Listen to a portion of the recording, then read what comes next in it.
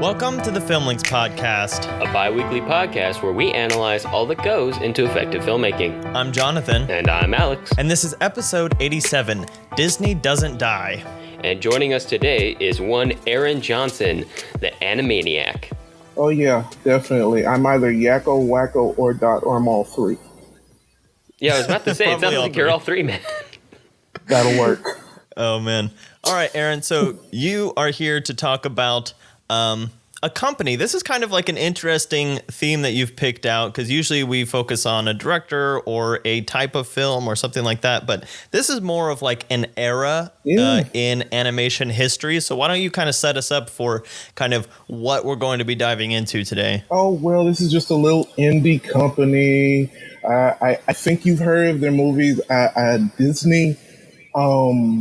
Sometime in the late 80s, I think.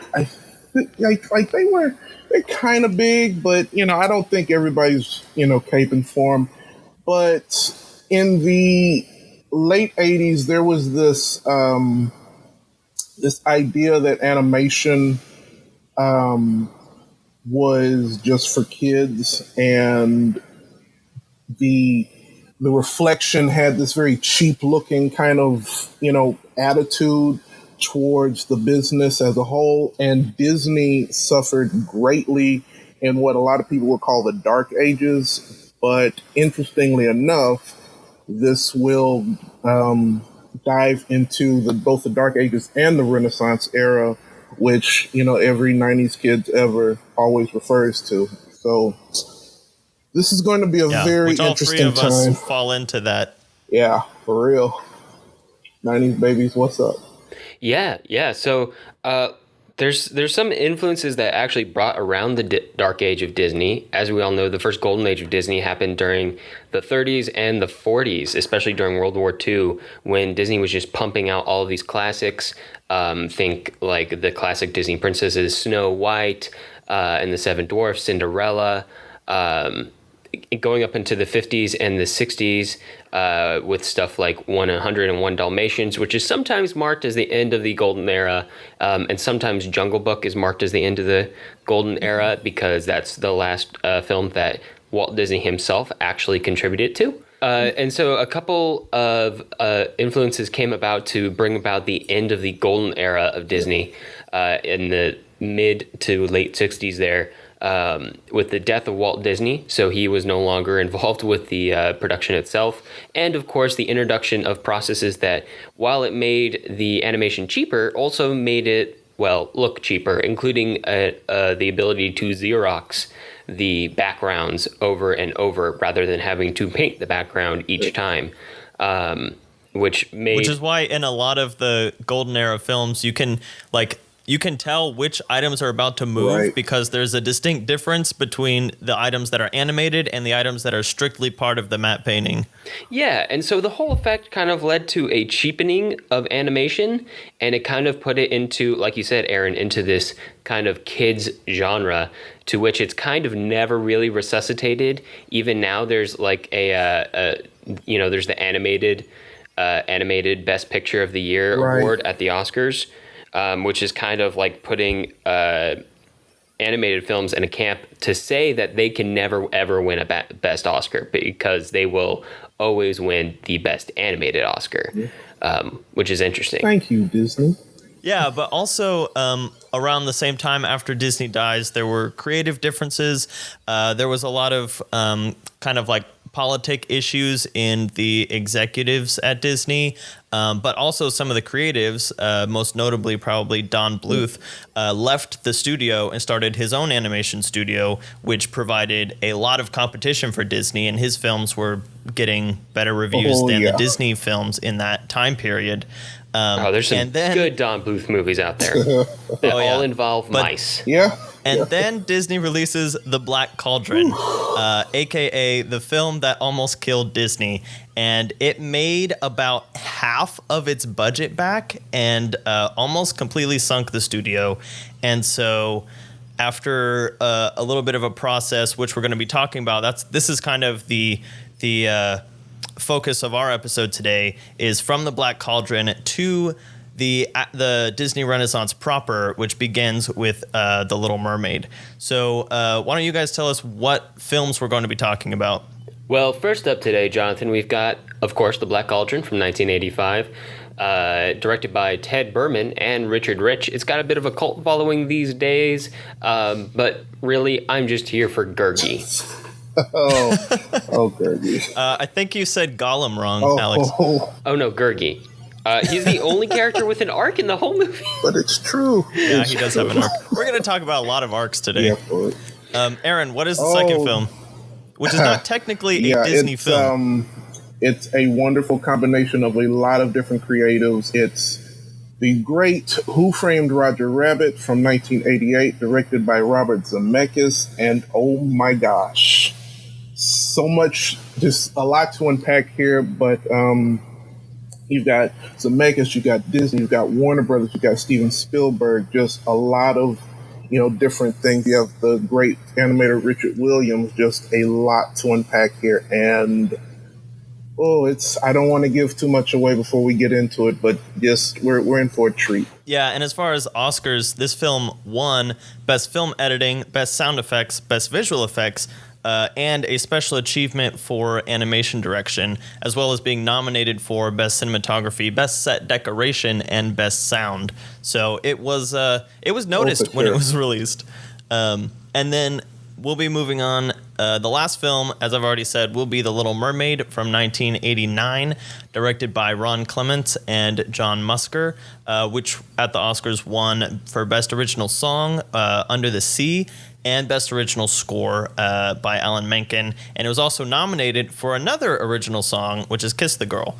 And we're definitely going to have to talk about Disney's music, which is one of the big hallmarks of the Disney Renaissance. But before we do that, let's talk about what almost killed Disney with The Black Cauldron from 1985. The Black Cauldron from 1985. Taran works as an assistant pig keeper in the land of Prydain. His boss, Dalbin the Enchanter, has been hiding that one of his pigs, Henwin, has the powers of an oracle, and discovers through her that the evil Horned King is searching for the Black Cauldron, an artifact that can create an undead army. Unfortunately, Henwin's vision alerts the Horned King to her existence, and fearing for her safety, Dalbin sends Taran and Henwin to hide in the woods. But Taran's tendencies soon lead him and Henwin back into the clutches of the Horned King, and a whirlwind of adventure to stop his evil plans and make it home in one piece. Along the way, they meet the pestering and ape-like Gurgi, the strong-willed Princess Elenwe, and the elder bard Fluter Flam. Even with the help of these new companions and newly uncovered magics and weapons, will Taran and Henwin be able to stop the Horned King? And will Taran become the hero he's always dreamed of being? Okay, Aaron. Black Cauldron is an interesting film. Why don't you tell us what its place in Disney history is? Oh, this is the movie that almost killed Disney. Gosh, I think it was 85? Yeah, 1985. Yeah. This movie had a lot of money put into it. Like you said earlier, it only got half of their budget back, and a lot of jobs got lost thanks to this movie. The director, he quit in anger. They lost Don Bluth. Tim Burton left as well from the Disney studio, but there's a lot to uncover there. This was their attempt at making a dark yet epic sort of, let's just say it, Lord of the Rings style story. Yeah.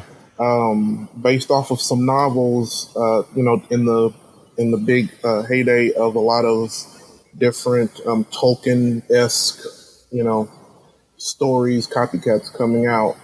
No disrespect to the writers, but this movie in particular, because Disney's executives and storytellers decided they want to do something just a little different. They didn't want to take too much away from their own stories, and they wanted to keep the brand. It left a lot of risk not taken because this movie, I think, was passed around throughout the studio for like 10 years, at least 10 years. Oh, wow. During the time right before they did Aristocats. So that should let you know how long they were, kicking this around. And it just made this mesh of like a story that really they didn't know what they wanted to be. And the plucky comic relief of the story, as Alex says, and I totally agree, has the greatest character arc of the entire film because, oh man. Yeah. Yeah. So I'm assuming both of you guys had seen this movie before, right? For this week? I can't remember if I had or not. It wasn't one that I knew well from my childhood, but I may have seen it once. I just knew of it. Because I had not seen it until I watched it for this episode that we're doing right now. Oh, wow. And the thing that struck me was that everything was just very, very generic. Like there was no specificity to anything. Like none of the characters had any specific motivations or character traits or backstories. It was just like, this is the aspiring hero. His trait is he's the aspiring hero. This is the magic man who is magic and keeps a pig. This magical pig. They kind of were checking off like cliche check marks in the fantasy genre. Yeah. And like we don't learn, like there's mention of a war, but we don't know what that is. Like we don't know why the Horned King is so bad. We don't know what this army is. We don't know any of this. There just is generic evil, and they are generically thrown on a generic quest. And there's like a generic Gilbert Godfrey fairy along the way.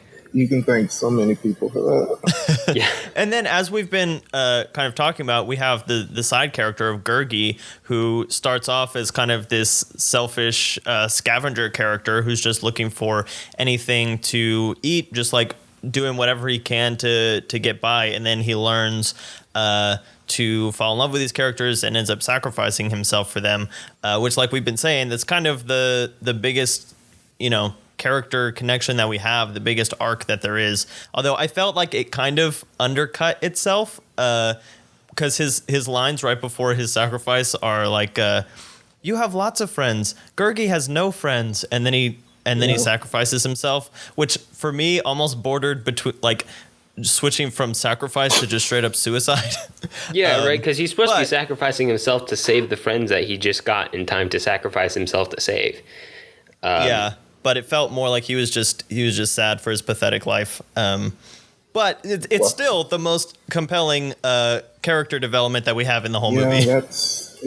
Oh yeah, for sure, for 100%. That's the closest I get to feeling in the movie. Yeah, and I think that half of that kind of comes from.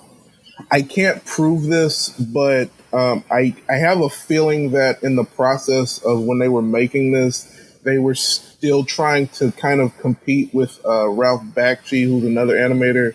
He did a Lord of the Rings film in the late 70s. I still feel like they were trying to compete with that because that was considered a huge epic at the time. That makes sense. I mean, this film gets pretty dark. Like the Horned King, all of his scenes are pretty intense, especially for film and a studio that has typically aimed towards young audiences, even on the young end of the young audiences spectrum. And that's what got this film to be the first film rated PG in Disney's history. So, I mean, I can definitely see that because, we've got all the like hallmarks of an epic quest. We've got a really dark bad guy. Literally, we're talking about like demonic forces and stuff like that. So it was just kind of interesting coming from, the studio that brought us Snow White. Well, what's interesting about, I'm actually glad you brought that up because this was around the time Disney had this corporate shakeup. And believe it or not, this film was actually a lot darker before it was edited by Jeffrey Katzenberg. Yeah, I think it's kind of an urban legend, but this almost got an R rating of how intense it was because they cut, I think, 12 minutes of footage. One was this really amazing scene that I could not find. I know it's on YouTube somewhere, but it's of when the Horned King, when he conjures up, his army out of the Black Cauldron, and that Yeah. mist starts coming out and creates, the army of the dead. There's actually a deleted scene where they have a fully a fully animated scene of this guy getting his skin rotted off from the mist. That's how intense this movie was. Yeah, and it shows like the muscle, coming off. Like it's kind of amazing that was Disney in the 80s. They still have some of that when the Horned King dies and he holds on to the cauldron. But yeah, I mean the scene where the skeletons are coming back to life, and then the scene where the Horned King dies and literally disintegrates in a end of Raiders of the Lost Ark style fashion is really intense. Yeah. I mean, the whole thing feels a little lazy to me. Like it feels like, oh, we got to make a movie, I guess. Yeah, And overall. like you said earlier, checking those boxes. I mean, the animation is still, aside from the Xerox backgrounds, the animation is still pretty good. And there's a lot of concepts in there that are both pretty cool visually and executed pretty cool. I think the hags are pretty fun to look at, and they do some cool stuff with the mist. And of course, all of the purple swirling evil when they approach the land of the Horned King, and the part where they get sucked down into the purple whirlpool are both pretty cool visually. But outside of that, like a lot of it's very just blah, not even like bad, just nothing to judge off of. Were you guys totally annoyed by the bard? Like, I was like, if we just cut him out, this adventure would feel much more like real. I feel like he lessens the stakes on everything. Yeah.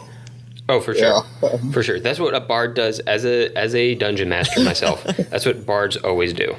Yeah, it's just. But I feel like there's a way to do it they where could have done so much with that, but played it safe. Yeah.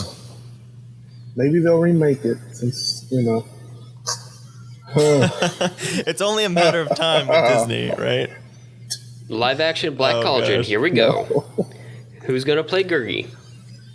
Alfred Molina. Andy Serkis, of course. I'm trying to remember like all the little things, because there were like a bunch of little points along the journey that they kind of hit, although it did feel like they were getting dragged along their adventures sometimes, because they would kind of set up camp and then they would get captured and then they would be with the bad guys, but they didn't really have to find them or anything. Or they would just fall into the whirlpool and stuff like that. And that little bit with the fairies when they do fall into the whirlpool kind of came out of nowhere and didn't have that much impact. I mean, I think they found the pig that way and then they all got captured again. And then the little grumpy fairy comes back at the very end, but I was kind of lost on the point of the fairy scene. Oh, me too, completely. I Like it kind of ends up serving as a way to get the pig out of the story at a certain point, but Kind of. I have a feeling that those fairies. Somebody said it, and I'm going to rip them off. But I kind of feel like those fairies were just either the producer or the executive kids having a cameo. Oh, I could see that. That's Maybe. that's sad, but I could totally see that. yeah. Yeah. So Aaron, you weren't really familiar with this one before you threw it in here, but you knew that it had an important point in this part of Disney's history. So what were your like main impressions after you watched it? Oh man, see, the thing is, I swear I've seen this before, but I guess it was just that forgettable to me when I was younger. It didn't, hit the same points. But from the animaniac that I am now, watching this or rewatching this with the perspectives that I had, knowing what, I could see why it's considered a cult classic, but there's still a lot of storytelling issues that this thing suffers from, and this is one of the films I honestly would not be mad if they remade, because I feel like you could do a lot more with this. But Yeah. just As long from as they the don't live overall action thing, it. it just. But they will. They will. Yeah. Black Does Cauldron Disney 2020. animate anymore? Oh gosh. Well, they're going to That's, animate the next Frozen, and the next Frozen after that, and the next Frozen after that, and the next But Frozen maybe after not that, the one after that. and the will next they ever Frozen do after 2D that. again? That's my favorite. But I will say I was surprised because I was going into this just knowing that it was a total flop and it lost a bunch of money and all this kind of stuff, but it still had those really like shocking parts that I wasn't expecting, and I just kept drawing parallels to stuff like, you know, Lord of the Rings and some of the really classic adventure tales, even if this doesn't kind of transcend those in any way. I was kind of surprised by how interested I was in watching through it, even if it's not like a groundbreaking Disney film on any level. Yeah, definitely. Oh yeah, definitely not groundbreaking. I would call this the nadir. I believe I'm using that term right, of Disney's fortunes, like that their is lowest so ebb. perfect. Like they are scraping rock bottom. I mean, for them, it's a minor miracle that they survive. And in fact, it basically takes like outside help for them to turn around with Who Framed Roger Rabbit, because that is technically a Disney film, but really it's like a Zemeckis Spielberg creation more than it is a Disney thing. And of course, Zemeckis and Spielberg, I believe Zemeckis is involved in DreamWorks, both go on to create DreamWorks, which is a rival corporation, and we can thank for all the Shrek memes out there. Oh, yeah. Yeah. And I think, before we transition, I just think it's kind of ironic that the Black Cauldron is literally named after this device, which is a resurrecting device, and it basically killed Disney, and then Disney came back to life. Ironically enough, harkening back to the history, Katzenberg is also one of the founders of DreamWorks, along with Steven Spielberg and David Geffen. So another person with a history with Disney, going off to do DreamWorks right around the time when I believe DreamWorks started in like the 90s. Yeah. So I think John Lasseter left around the same time too, and went and started Pixar. So this point in Disney's history where it's like collapsing, all the debris that's flying off of Disney is starting these like huge competitors and future collaborators.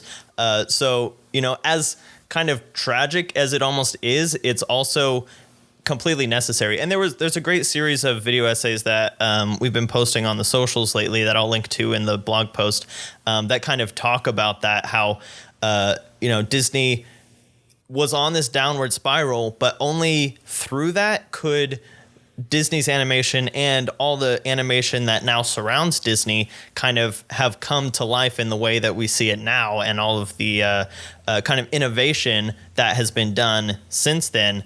It was almost like Disney had to hit this low point in order for that to happen.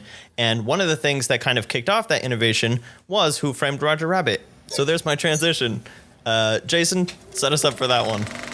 Who Framed Roger Rabbit from 1988. In an alternate version of 1947 LA, cartoons, or simply toons, are very, very real. Animated characters from all over the collective creative properties of the 20th century live in a neighborhood of Los Angeles known as Toontown. Many of the toons are stars in Hollywood, shooting their cartoon comedy acts for the amusement of many. Eddie Valiant is not a toon, but he and his brother used to work as private detectives for many a toon, until the tragic day his brother was killed by a toon dropping a piano on him. Now Eddie is a drunk and a bum, barely skating by on the good graces of his girlfriend, Dolores.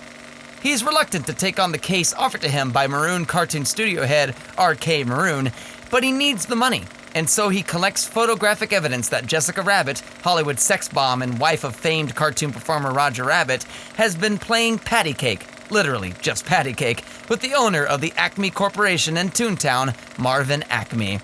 Roger is devastated until the next morning when he is being chased by Judge Doom and his gang of toon weasels for the suspected murder of Marvin Acme. Roger, familiar with Eddie's past as a toon helper, turns to him for help, dragging him into the case against his will. Without spoiling the end, it's suffice to say that toon noir hilarity ensues. Okay, Alex, you had not seen Who Framed Roger Rabbit before prepping for this? No, I hadn't. I'd never seen it. It'd been on my list forever, but I hadn't seen it. Pretty appropriate since we just did neo-noir films, because this is solidly in that category, even though it's kind of a spoof on It's like the a whole twist genre. on neo-noir. Yeah. Yeah, it's not. I wouldn't call it straight neo-noir, but it is like it's almost like a neo-noir parody, you know? Yeah. Yeah. Well, also, I mean, it does hit like all of the neo-noir beats. It just throws cartoons into it with so it's a really interesting kind of story construction. But Aaron, tell us a little bit about what it does for animation at this time period. Oh, so this is at the point where, okay, so this is like super late 80s. So this is at the point where I think Disney was doing like Oliver and Company. You know, they lost a lot of money from Black Cauldron. They don't know what they're doing. They're trying to hire different animators, and animation as a whole, there's, you know, a lot of cheap animation on television. You know, it's all, you know, consumer based, and all of this money is being pulled into this essentially a secret project with Disney that Steven Spielberg has the rights to. And he basically says, I want to use the animation of Disney from the 30s. I want to use the humor and characters from a Tex Avery cartoon in like the 40s and the Warner Brothers humor and cartoons from the 30s, 40s, and 50s. And everyone collectively says, are you nuts? Because nobody cares about animation in that manner anymore. And lo and behold, they were so wrong. Yeah, no, I mean, the fact that, I mean, I think that was the biggest thing. I had to like stop watching the movie halfway through and go look it up. But like the monumental effort that Spielberg put into convincing everybody to let like all of these different characters appear alongside together is ridiculous. And the fact that like it was just this perfect point in time where all of these characters had kind of like lost their cultural and financial capital because animation had gone into this dark ages thanks to like not just Black Cauldron, but a string of movies across the whole industry like Black Cauldron that companies were willing to let them appear together. Whereas like now that would never, ever, ever, ever, ever, ever happen again. Like there's no way Warner Brothers would let their property appear alongside Disney property without trying to gouge the other one. It had to be in the dark ages that happened. Maybe the most ambitious crossover movie of all time. Probably. Really though. Like I mean, it's not just Disney and Warner Brothers. It's a bunch of other like smaller properties too that get thrown in here and make cameos. It's crazy that they managed to pull this off. And I love that they decided to head it with what I believe is a completely original character in Roger Rabbit. Yeah, I was about to say that. Because all of their main characters are none of the ones that have like already a ton of cultural baggage attached to them. So they clear themselves of anyone getting mad for the way that they used them, and they don't have like these preconceived ideas about these characters going in. These are new characters that feel like those classic characters. Like you can obviously make really clear parallels between like Roger Rabbit and Bugs Bunny and Jessica and Betty Boop. Like they literally make that connection in the movie, stuff like that. So they feel like they fit, but they don't have any of those really specific connotations. Yeah, definitely. Yeah. Yes. Yeah, and taking a turn from our last movie with Black Cauldron, which was a movie that was so like unspecific and I mean, it's not like specificity necessarily means world building, but to go from the unspecific genericness of Black Cauldron to a world that's so like well built in Who Framed Roger Rabbit is quite the turn, because they really do a good job of putting together like what this fictional place of Hollywood is, with these studios and the tunes working for them and the Acme Corporation and like all of these tunes living alongside all of the humans, and you get the sense that it causes problems and how people tend to have different views on this, and you get all of that information about the world without having it shoved down your throat, which is really nice. Right. That is definitely thanks to that. I would definitely give that to Zemeckis, because he was very adamant on using screenwriters almost constantly every day. He had like, I think, a team of like 10 different writers, and the animator, Richard Williams, who is probably in the top tier, top 10 animating legends. They all always sat together and they made sure the plot moved steadily and everything worked, because a lot of people don't realize that this is also based off of a novel, I think his name was Gary Wolfe. Yeah, Really? it's different. It's different. Let's just say the movie feels a lot more. If I'll put it like this, if anybody has read or knows of Watchmen, the book is a lot like that in terms of it's not as humorous. Yeah, Oh, wow. and That's way darker. and the characters Watchmen's are, like the other end of the spectrum from Who Framed I Roger think Rabbit. Jessica Rabbit is one of the most unlikable characters in that book, and the film is just you can thank Amblin Entertainment for that. They definitely had to rework this and turn it into something that everyone would enjoy.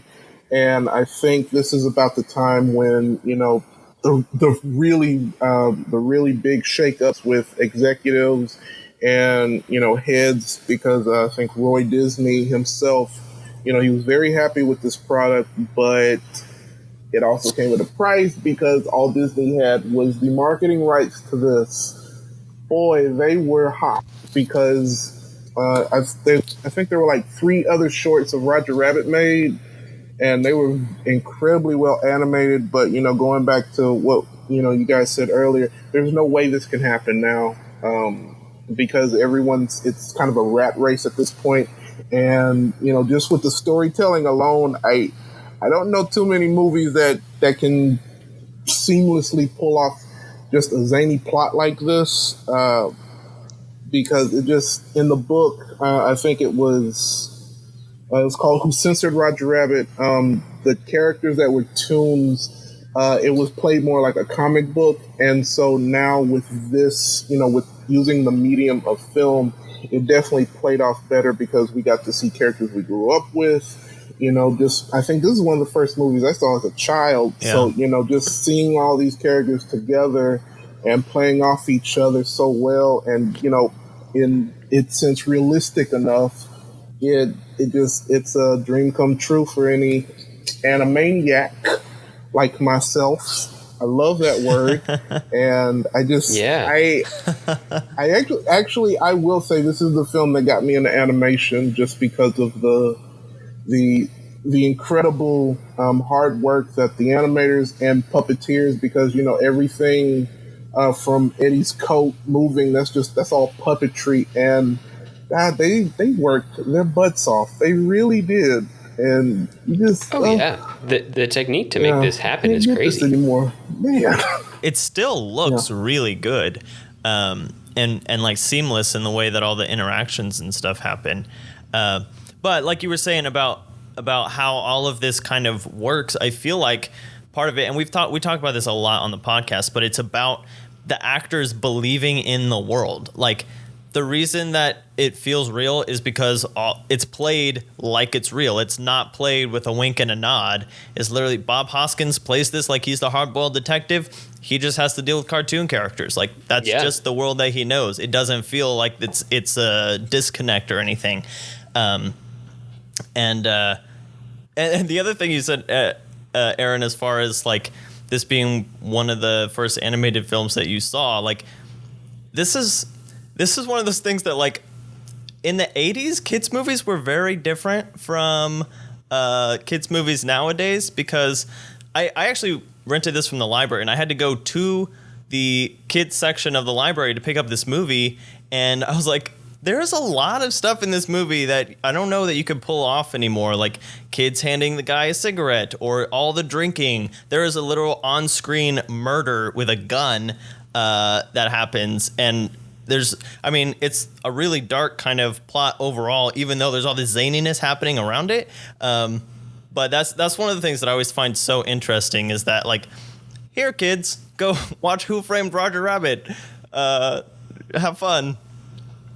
Yeah, no, I feel like there still are. I feel like the best kids animation, or just the best animation in general, still deals with dark themes, even today.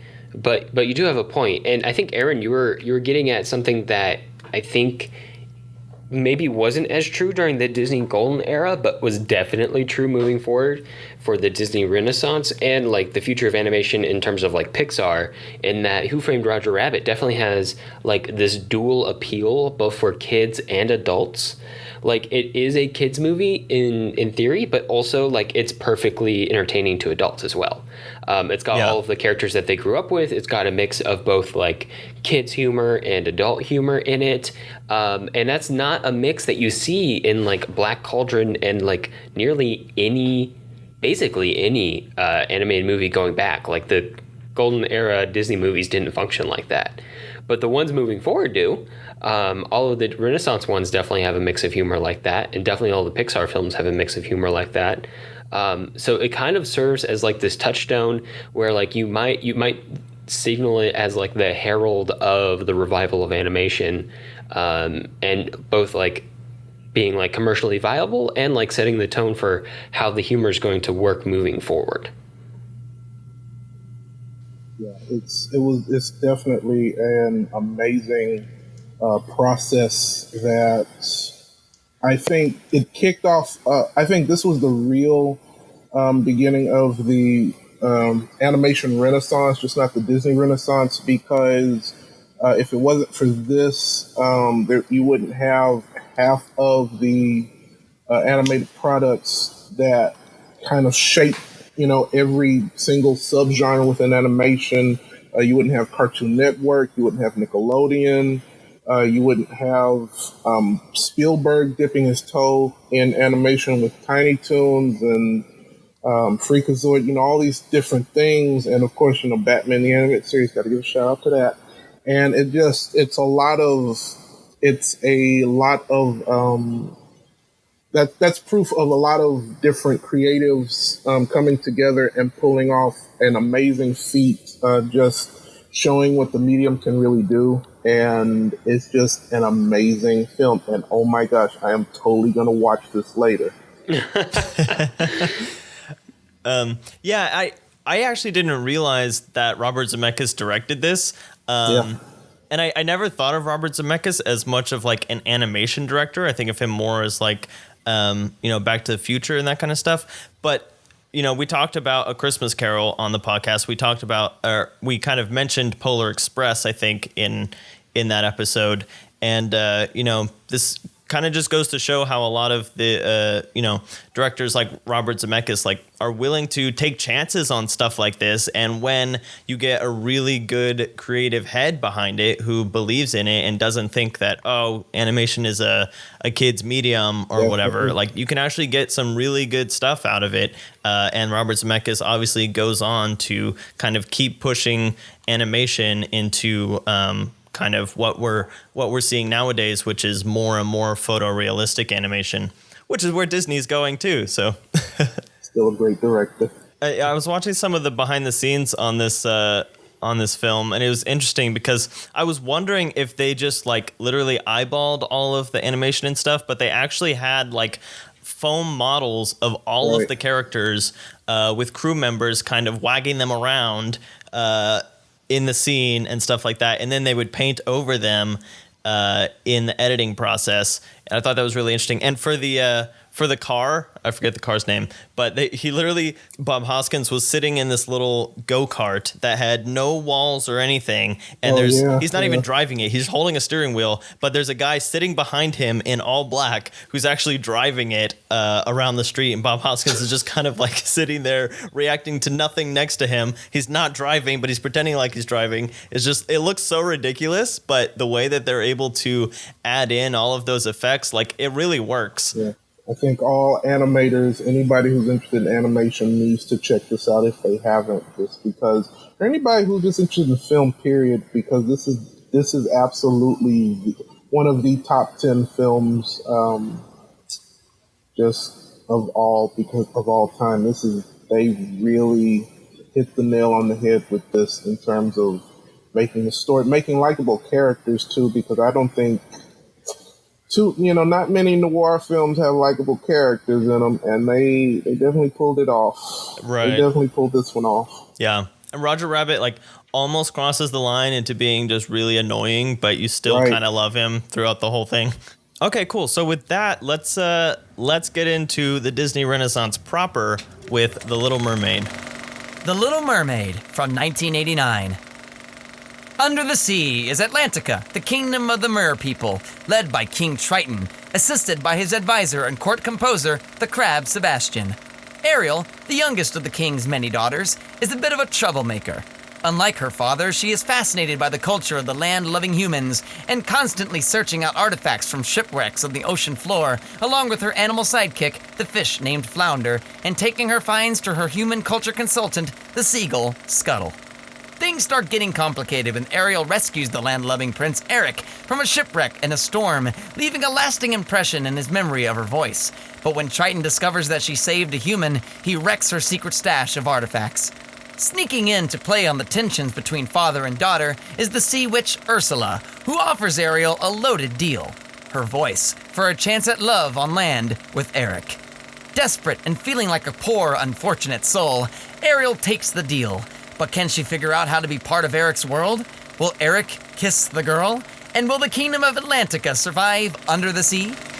All right, Aaron. So this film, the Disney Renaissance begins. So why don't you tell us Yes. your thoughts on the film in general, and then also kind of what that does for Disney going forward. Oh man. So I like the film. Just with everything we have now in terms of like animated films, it's nothing to write home about. It's a very standard story. It's a standard fairy tale, animated fairy tale. It's got fun music, fun characters. But at the time, this actually really was groundbreaking because they got animators to be the screenwriters. They have they have Alan Menken doing the music, but this was also Brilliant. the point. Yeah, just purely brilliant. And this is also the point where I think people start to realize post Roger Rabbit that Disney actually really was a powerhouse again. And just for this caused a ripple effect of like, marketing at its finest. You got Howard Ashman, the late great Howard Ashman. He was honestly, I think he was the reason why Disney was so successful up until his death, and even after. And I think a lot of people in the industry, along with Jeffrey Katzenberg, who was also part of Disney, they realized that there was money in the classical way of storytelling. I think they used to say Waking Sleeping Beauty. It's a great documentary about that.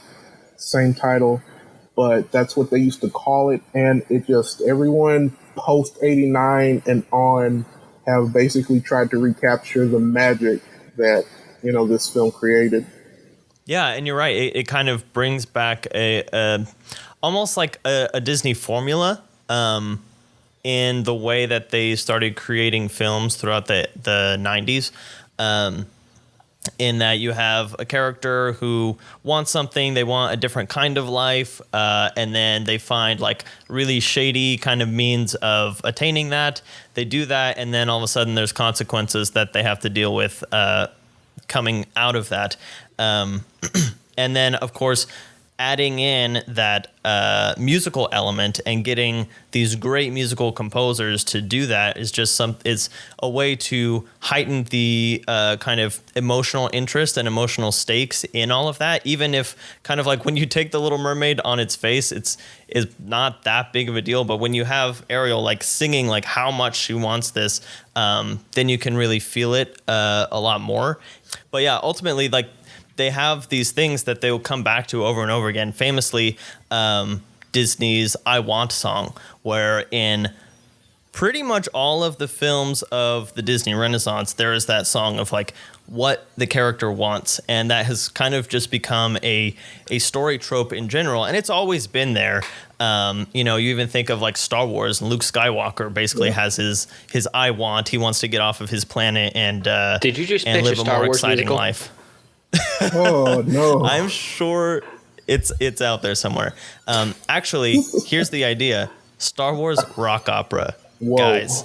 Whoa! But yeah, these are like really standard things, and Disney just has a way of putting really interesting and flamboyant characters into what turn out to be pretty standard roles throughout the films, and drawing from some really classic stories that have already stood the test of time, and that turns into a formula for success. Which is really important, especially at this point, because as we talked about, there was that change in management and executives at Disney, and suddenly it always has been to some extent, but suddenly the focus of Disney was really making money and making profit, especially after Black Cauldron did so bad and almost sunk them. And so once they realized, like, we can keep doing this and people will come in droves to see it, they just stuck with it for, at least 10 years. And now with some of the modern films, they're kind of doing different things, which is remaking their old things. But, for throughout the 90s, this kind of worked for them. Yeah, no, it's become, the Disney musicals of the 90s are all very unique in the worlds they set up. But in terms of like their structure, kind of formulaic, and I don't think that's a bad thing. It's just that Disney found something that works and decided to stick with it, this musical structure. And now obviously all of the best Disney animated movies tend to be musicals. Even their classic ones have music in them. Starting with Snow White, like from the very beginning. Yeah, but all of these, but everything moving forward, that was super successful. There was a short period in like the early 2000s where like they didn't sing, and then Tangled came back, and now with the quote unquote Disney Renaissance Part 2, they've gone back to the singing formula, and that seems to be working very, very well for them. So good for them. You also notice with the return of the Disney Renaissance, a certain amount of like wokeness that comes with the changing times, for lack of a better term, in which they try to be a little more progressive. Of course, Little Mermaid shoots at that mark, and it doesn't hit it for obviously our 2019 standards, but also that was like 30 years ago now. Little Mermaid's 30 years old, guys. Man. Revel in Yeah, it. jeez. Like you're talking about, Ariel, I didn't even realize this until I was going back and kind of thinking over the story for this week. And, Ariel doesn't change. She wants to be a human. She wants to be with Eric.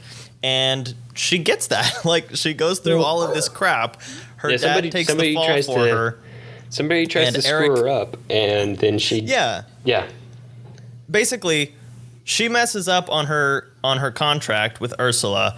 Her dad ends up taking the fall for it and turning into the little shriveled soul. And then Eric, her love interest, comes in and kills Ursula. So she just, she wanted a thing, and everyone kind of, sacrificed themselves to help her get that thing. So, but she the question sang, is... guys, she sang. She did sing. But, the other thing is, I guess the point is that if you really want something, do whatever it takes to go for it. But... I don't know, thinking back on it, I was like, I don't know if that was actually a really healthy way to build relationships. Yeah. Well, it's actually I totally agree with that. It's my same beef with Brave, is that she never really was brave. She just did a bunch of stupid stuff, and then she got what she wanted, which was to not marry anybody. Kind of the opposite of what Ariel wants. Right. I think that just kind of comes with the times, because... I'm just trying to think off the top of my head, really, before this film, any Disney princess, this was kind of a step in the right direction. But I think, I'm really trying to think, I cannot think of one Disney princess that was really action heavy as much as Ariel was before this. I think Aladdin does the most action. Yeah, That's after this. Yeah, and then of course, I think Belle and Aladdin were like the steps in the right direction of main Oh, characters. what about Mulan, y'all? Well, And Mulan. Yeah, no, you're right. You're right. That's further, but yes, I totally agree. You got Mulan. Of course, Little Mermaid comes before both those movies. Yeah, and like Ariel, she was a princess. She stayed a princess. They tried to rectify that with I think an animated series after that, but Oh, really? yeah, that oh man, I remember watching that when I was very young, and I was not too pleased with the characters surrounding Ariel are much more interesting. Even Eric, and all he does is just stand there. Yeah, I was actually surprised that the supporting characters were not as annoying as a lot of Disney supporting characters tend to be nowadays, like specifically Olaf and whatever the deal with that chicken from Moana was. I guess requisite animal companion. Yeah, but I feel like they've gotten just dumber and dumber over the years. Like even Scuttle or whatever here, he was kind of dumb, but it was just kind of out of ignorance, not kind of like this willful stupidness. And like Flounder was, he was fine. He was just kind of her friend. And even Flotsam and Jetsam weren't the bumbling, incompetent sidekicks. They were like legitimate henchmen who were creepy. And Ursula is a really compelling bad guy because she's charismatic and creepy at the same time. So you love watching her, but you're also disgusted by her.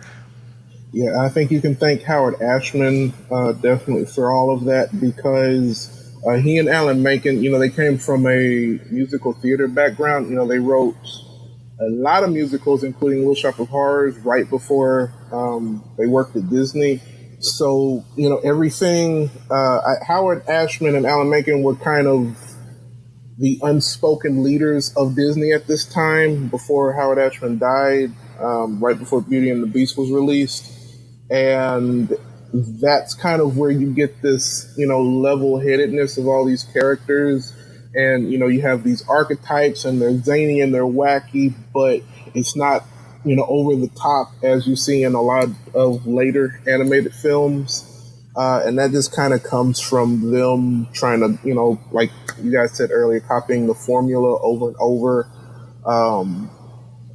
That's just when they had a very keen business sense, and they were betting it all on this film, and Roger Rabbit, of course. But, that comes from, a very clear view of what they, needed. And, apparently before this, I was looking at some different things before we were on here. Before this, Howard Ashman, he kind of set everybody down, and he was like, hey guys, nobody is understanding the Broadway formula and the Disney formula.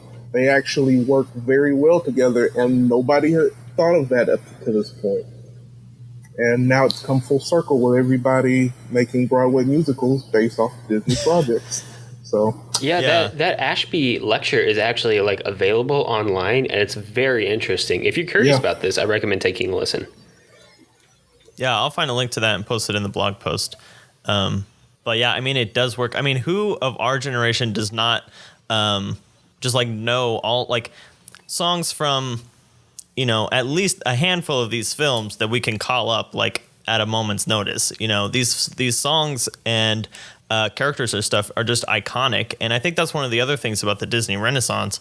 This is kind of getting into overall stuff now, but it's really formative for a huge group of people that are our age and who grew up, obviously in America and stuff. But, it's kind of this really common cultural background that all of us sort of have, just because it was really iconic and really good children's entertainment that we all ended up seeing. And it was so popular that we couldn't escape seeing it all over the place, and now it's kind of ingrained in our memories. So if anyone talks about, Ursula or Beauty and the Beast or Mulan, Pocahontas. Like, we understand all of these common cultural references, and almost in a way that probably like the classic fairy tales and stuff like that served in a more oral tradition. And Disney kind of found a way by taking them and, you know, twisting them obviously into their own little mold and changing them to have happy endings and stuff, has kind of kept alive that you know, common core of stories that a lot of people understand without having to have a lot of explanation when you're kind of just drawing from things that everyone knows about. Hashtag 90s kids. Oh yeah. Hashtag 90s kids. Love me a good Monopoly. And their parents. Yeah, and you know what, Jonathan? I've been thinking about it ever since you said it. And I'm thinking that the closest thing that, like, characters, specifically Ariel, and then, oh gosh, I completely forgot her name. Merida in Brave? Oh, Is that her name? Yeah. Yeah. Okay, thank you. The closest thing they get to an arc, and the Merida definitely does a better job of it than Ariel in Little Mermaid, is kind of like this reconciling with their family. Like, they realize they don't have to fight with their family. But that almost feels like a happenstance of the story that occurs. Like, they start to specifically in Little Mermaid, they start to build up this thing where one character is completely untrusting and one character is completely trusting, but they put it all in humans. And if they had made it a little more broader on paranoia, they could have tied it into, like, Ariel just, like, blindly trusting Ursula, and had, like, a nice, you know, arc about trust and learning to trust each other and a family supporting each other. But they didn't quite get there. But heck, they still achieved what they set out to achieve, for sure, in The Little Mermaid. I think Brave is a little better in terms of, like, relatability to mothers and daughters. It's almost like I feel like Brave and what's the one that came out the other year? Lady Bird would make a good like mother-daughter double feature. In terms of, like, you know, learning to not fight with your mom, or learning to get along with your mom, or recognize that both either your mother or your daughter is like a full-fledged person who isn't trying to ruin your life, but instead you can work together as partners to achieve stuff. But you're right. In the end, like, looking back, they don't change a whole lot. They just kind of, like, get along with somebody slightly better than they did at the start of the story. Yeah. After putting a lot of people in danger. Yeah, typically a lot of people. Oh, yeah, a lot of the princes and princesses of the Disney Renaissance era are really reckless. Yeah. I think maybe the most socially responsible is like Mulan, because she like all of the risk she puts on herself, and she's just trying to, like, keep her dad from dying and keep her country from falling to invaders. If she gets caught, like, the worst thing that happens is that she dies. Like, not anybody else is gonna die. And Belle kind of does the same thing. True, She gives herself up for her dad. Yeah, that's very true. So, also continuing the proud Disney tradition of dead parents. Oh yeah. Right. Oh. Yeah, Ariel's mom is never even mentioned in this movie. She is mentioned in the Little Mermaid 2. Oh yeah, gosh. that exists. Oh, man. I don't know anything about the Little Mermaid 2 except that she has a daughter, I guess. Oh, don't start with Disney sequels. She does. I'll tell you. After reading the Hans Christian Andersen tale this week,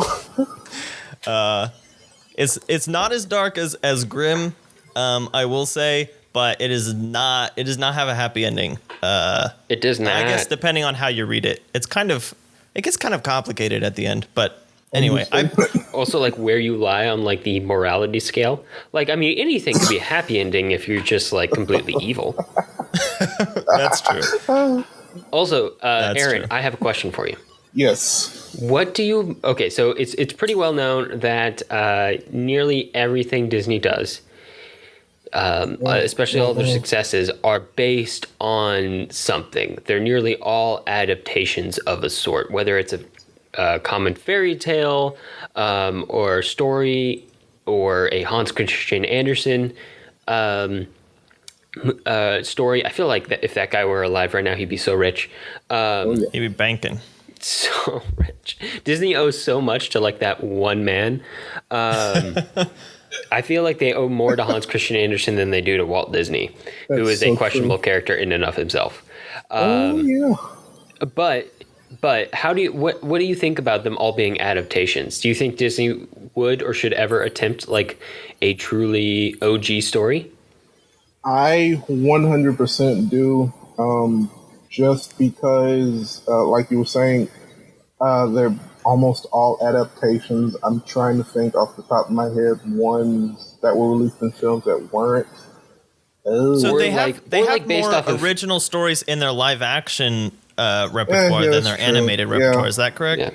Yeah, it just- and- Or like they're pulled from history directly. Like there's a bunch of common legends and historical stories about women becoming warriors and like full on warlords in China.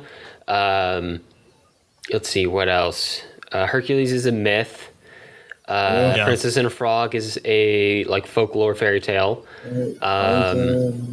Frozen is Hans Christian Princess Andersen. and the Frog, I think, is actually grim. There you Yeah. go. There you go. Yeah. There's two Rudyard Kipling ones, Tarzan and I don't think Jungle Tarzan Book. is Kipling, but Jungle Book definitely is. Jungle Book. What's Tarzan though? Tarzan's definitely a book, right? It's a book, but I don't think it's Kipling. that was- Oh, okay. Oh, Edgar Rice Burroughs. Yeah, that's the guy. Yeah, there you go. I really hope someday some CEO comes in and says, "Hey guys, if we're gonna make another anime movie, let's make it completely original. The story, the content, the characters." Because if you look at, let's just pull from Roger Rabbit. If you take away, most of the pre-existing characters that we know, it's, you still have Roger Rabbit, baby Herman or Huey or whatever his name is, Jessica Rabbit, Judge Doom, and, a lot of the other characters. And I would love an animated epic just with some original characters, but, we good old consumer-based people. So here's what I think it is, and we've talked about this before on the podcast, Jonathan.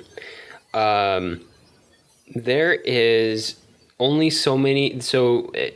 And like we cover like an overwhelming number of things you can focus on in a movie on this show. Like we've done a bunch of episodes, and it feels like every episode we're like, this is the most important thing, but it's not. There's like a million things you can focus on in a movie, and you really want to champion like 1, 2, or 3 things, and then everything else just needs to be good, not great. Like if 3 things are good or are great, but the rest is like okay to good, you're set. And I feel like as long Disney as the things you're excelling at are the focus of the film, because if you're excelling at the background things, it's going to feel off. Exactly. And what Disney excels at is their animation, their plot structure, and their music. And those are the things at the forefront of their movies, and they do a really good job of it. The story, I mean, it's okay, it's good, but it's not the focus of a Disney movie. Right. And because it's not the focus of it, the cost to develop a completely original story is probably way greater than pulling on some public domain story that they can make into a movie. So doing it this way is a completely functional and completely acceptable way to do it, and it's kind of just become their format. Like it's what works for them, and it's going to take something big, probably another Dark Age, to really shake them out of that. I think the biggest counterpoint to that is the invention of Pixar, because Pixar comes along and it is entirely its big things are the story and the animation, and but it Pixar doesn't do. Pixar doesn't have to worry about music. 1, doesn't do music, and 2, everything that Disney does and has done for like the past 30 years has been so integrated with not just like their movies, but like every other brand that they own and control in terms of their like merchandise. theme parks, merchandise, all of it. So everything they roll out, and essentially they're just on princesses now. Like they don't do anything but princesses. but anything that'll roll out, Tangled, Princess and the Frog, Frozen, has to integrate into that structure too. So there's a lot of like, so there. I would even put like merchandising, as like soulless as that answer is, into the top tiers of like the things that a Disney movie has focused on for the past 30 years. You can thank Cat. Yeah, Whereas but that's like why I think Pixar doesn't do that quite as heavily. You know, like there isn't there might be Pixar things in a Disney theme park, but they're there because of Disney, and they're integrated pretty much after the fact, compared to like a Frozen theme park ride or something like that. Right, but that's why I think it's so interesting that Pixar is, ended up partnering with Disney, and they're, distinct, but still kind of one thing, because Pixar is kind of that counterbalance to Disney's kind of story lacking films that are formulaic. Pixar does really well at creating original content that also is very well animated, but is not kind of like trying to make sure that it's obviously they have to be profitable. That's kind of like underlying any time we're talking about movie, but they're not so concerned with making sure that this movie can make toys and fits into a princess universe and all that kind of stuff. So I think that Pixar is kind of the animation world's response to Disney's lack of story depth, if you will. Yeah, definitely. It could have been DreamWorks, but Pixar absolutely is the answer to that. But then they made Shrek 4? And Shrek 5. Okay, so let's officially move into our overall notes, even though we've kind of already been talking about overall, and talk about kind of Disney's place in animation as a whole, especially after this kind of revival, and then also like the legacy that Disney's Renaissance has on the current state of animation. So Aaron, why don't you kind of kick it off for us? Oh boy. Its legacy post Renaissance, I would say post Roger Rabbit era, it left a huge impact on a lot of viewers, a lot of creatives, a lot of people who are in the industry right now doing animation. Everybody is still trying to emulate what the success they pulled in the 90s and during the Renaissance. And, even outside of it, like I mentioned, you have DreamWorks that tried to compete and, has its own thing. However, I will say where it's at now, or really, I would say by the mid 90s, at the point Toy Story was in development with Pixar, there was a bit of a monopoly, a mouse-opoly, if you will. Yeah, that was kind of created. There's a new stigma now in animation that, I think it's gotten out of it, but for a very long time, it was like all animation is Disney, no matter what. I think even Don Bluth at some point, who was a huge competitor to Disney in the 80s, his company, they even tried to emulate the Disney formula of the 90s, and it's different because it won, or it didn't win, but it was very close.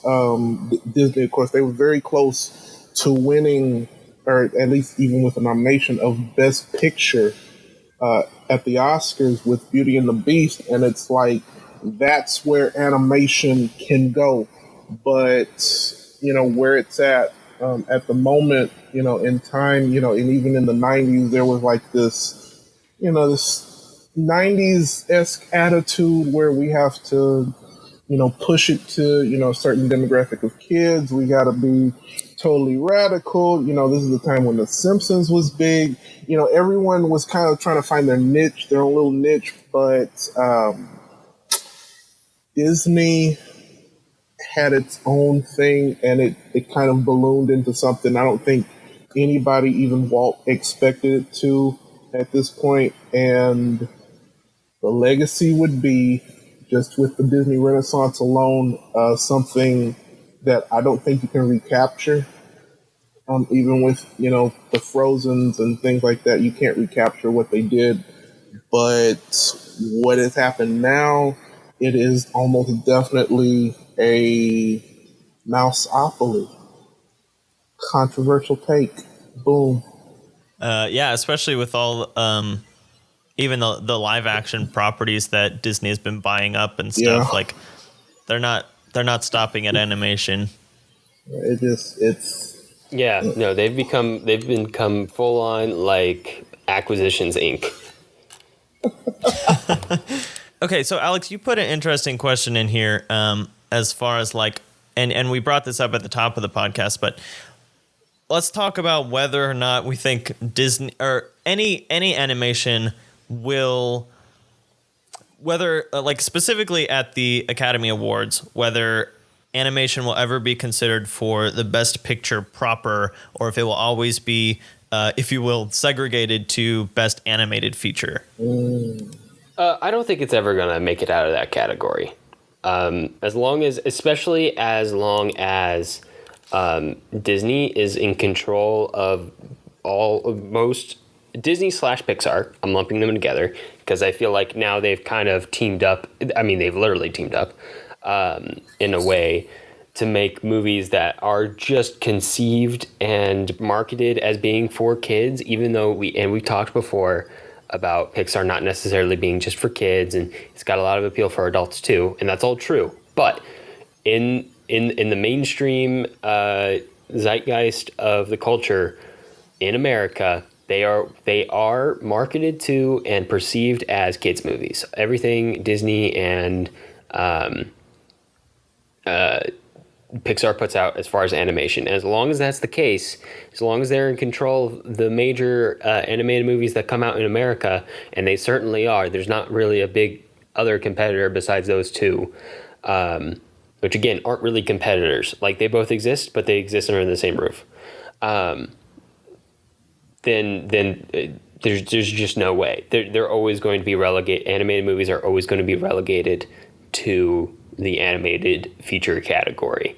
Now, should that change one day and there be multiple competitors and multiple good competitors making quality animation that's aimed both at kids and adults, and marketed both to adults and kids, I think it could change.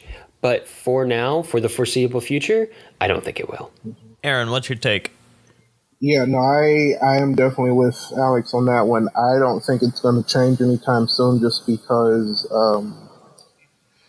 it's still, from the industry alone, animation is seen as one extreme or the other. There's no in between anymore. It's So you're it's saying not it's exactly. either I Frozen wouldn't or say it's it's not Sausage Party? respected. There you go. See, I'm not trying to go. Yeah, I'm not trying to go there, but you hit the nail on the head with that one. It's when you have like something like Roger Rabbit. I'm gonna keep pulling from that, or not even that. I would say like Roger Yeah, Rabbit. you keep pulling that Roger Rabbit out of your hat. Just to. Oh yeah. There you go. But I'll use that one and Batman the Animated Series. Great show about my favorite superhero. Those two are perfect examples of something that both kids and adults enjoy, because it has impactful characters, great music, the scores, everything feels like its own universe, and the storytelling, it treats it within the universe and to the audience very mature. And I think at that point, post Beauty and the Beast, when they just got nominated for Best Picture and they lost to Silence of the Lambs, I think that's when everybody was kind of like, well, okay, let's see what other animation projects do next. And after that, you got, the late great Robin Williams doing his thing, but everyone tried to do Aladdin or Beauty and the Beast or, different projects like that from different companies. And like, I stated before, it just kind of created this, mess of cheap animation that a lot of people would think is Disney. And because of that, it led to, the best animated picture Yeah. category. And just like comic books, we aren't going to get out of that anytime soon. See, I wonder. I think that this is not going to be a perpetual thing. I don't know how long it will take, but I do think that the best animated picture will kind of disintegrate in on itself, especially the more, like, as Disney puts out their Lion Kings, which are kind of thread the line between animation and live action and It's stuff animated. like that. I feel like, yeah, but I think that the distinction between best picture and best animated picture is going to at some point be looked back on like the distinction between black and white films and color films, back when black and white was for drama and color was for comedy.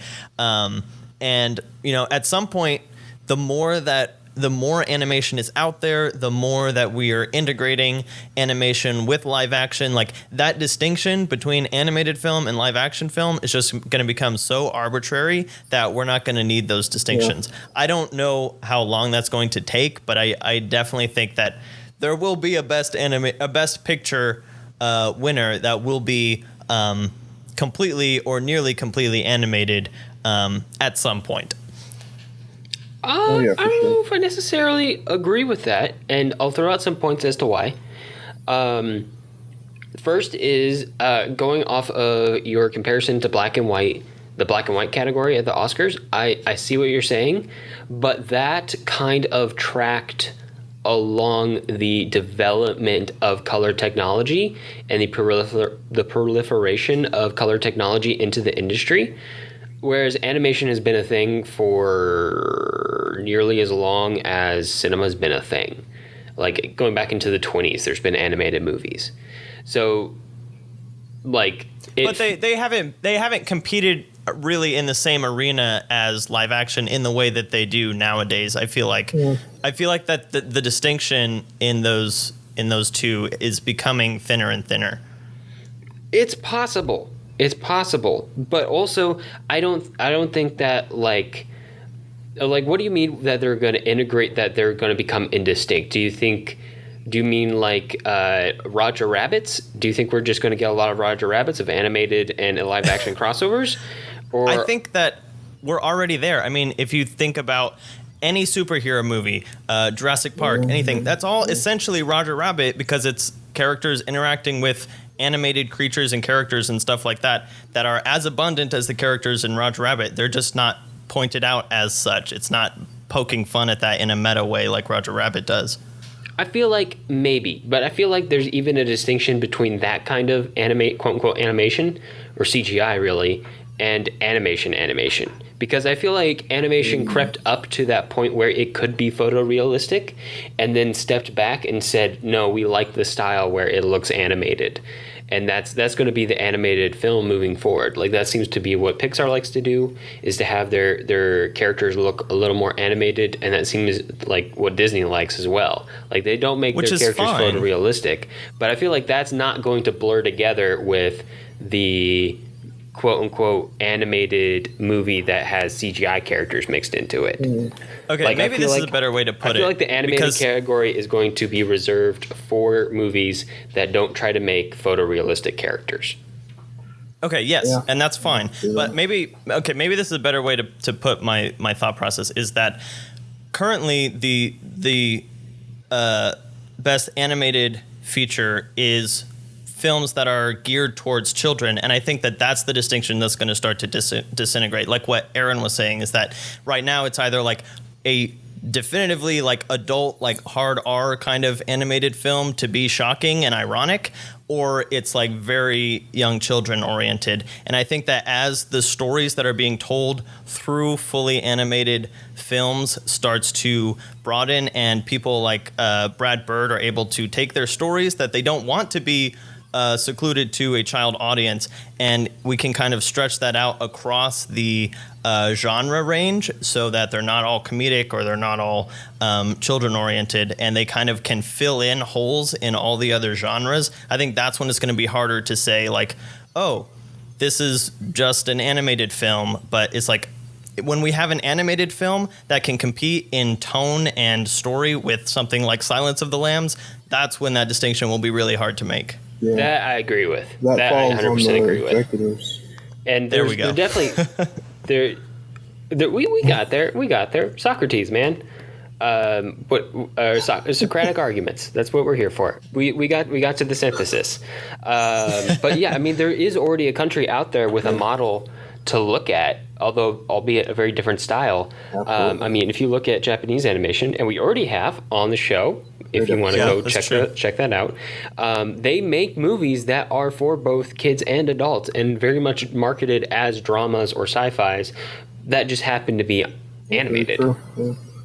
Yeah, no, that's a really good point, but we haven't got to that point in America yet. Yeah, we're just not there in America because we've been in like this prolonged adolescence of Disney kids movies that are still around.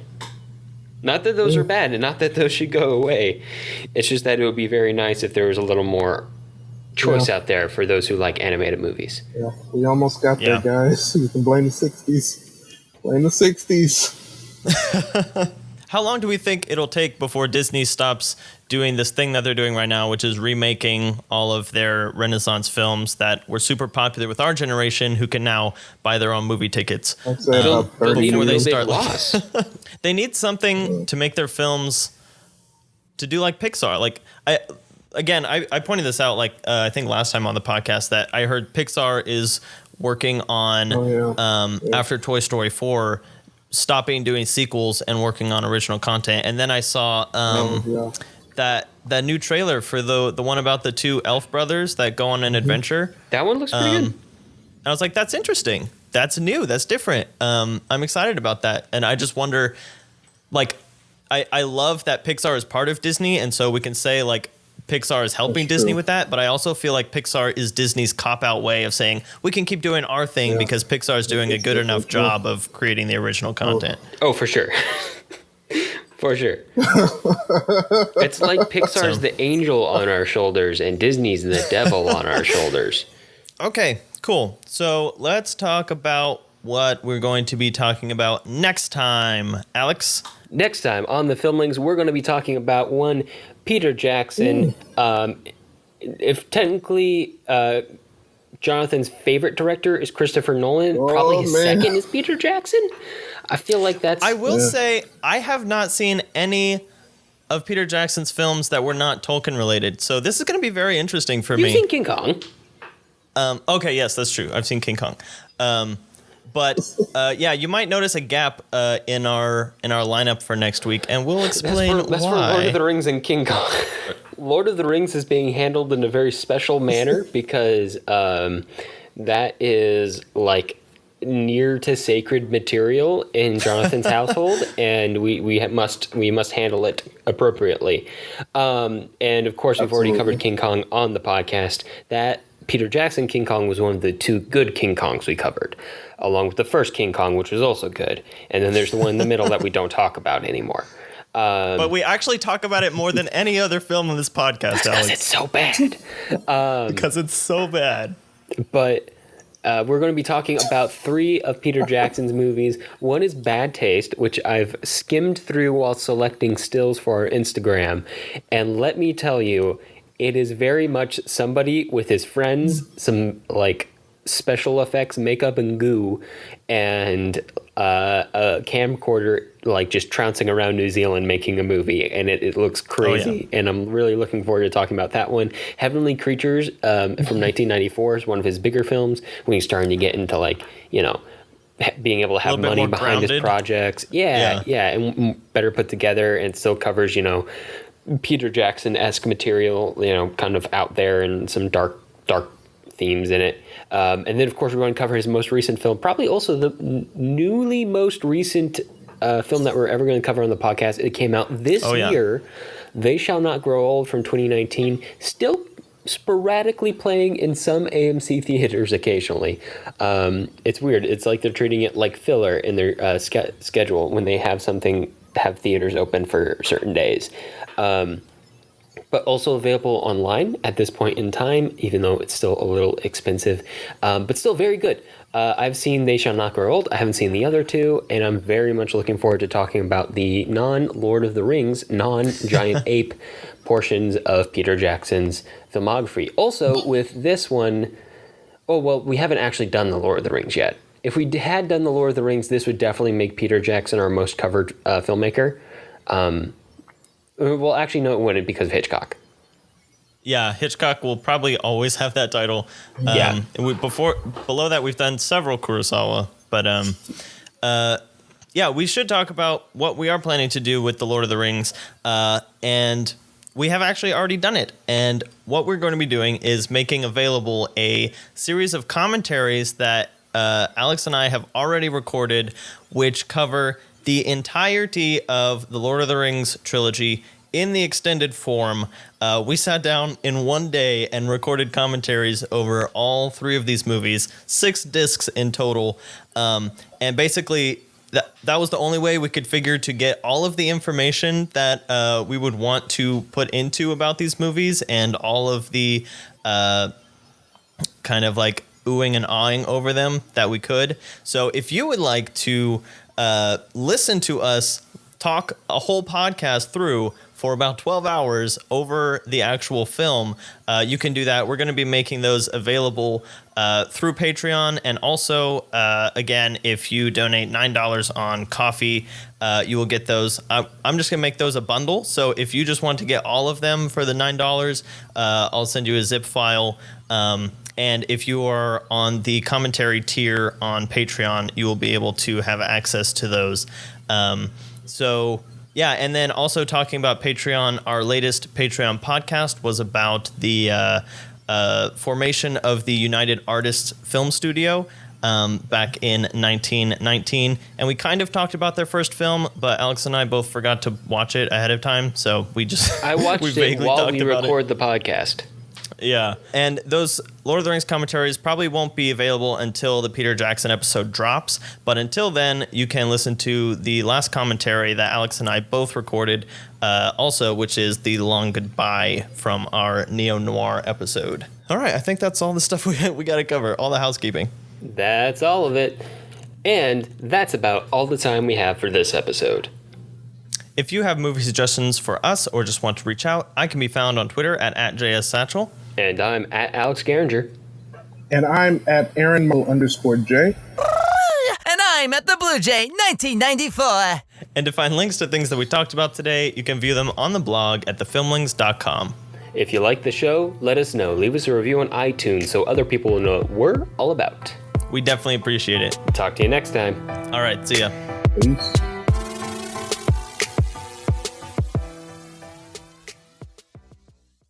Oh gosh, now you're gonna get me and Aaron quoting Emperor's New Groove for the rest of the thing.